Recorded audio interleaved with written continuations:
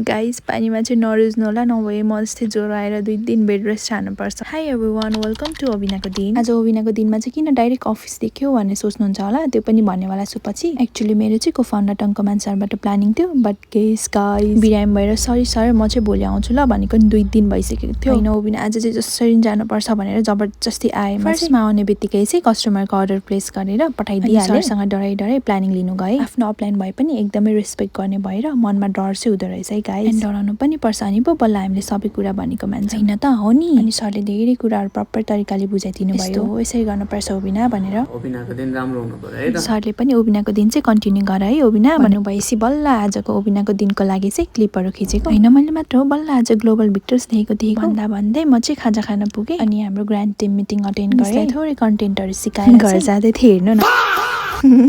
अनि फेरि घर गए। अनि आँसुलाई साइडमा राख्दै आजको दिनहरू सबै सुनाए, प्लस दुःखभरि कहानी। म्याम चाहिँ ओबिना मान्छेहरूमा सबै कुरा पर्फेक्ट हुँदैन, यो कुराहरू न कति राम्रो गरिरहेछौ भन्दै हुनुहुन्थ्यो। बट म चाहिँ नो म्याम, मलाई बरु त्यसको सट्टा भगवानले प्लिज रियल लाइफमा पनि सबैजनासँग फ्याट बोल्ने शक्ति प्रोभाइड गरिदिनु नि भन्दै स्याडी हुँदै ओबिनाको दिन यही सक्यो। बाई।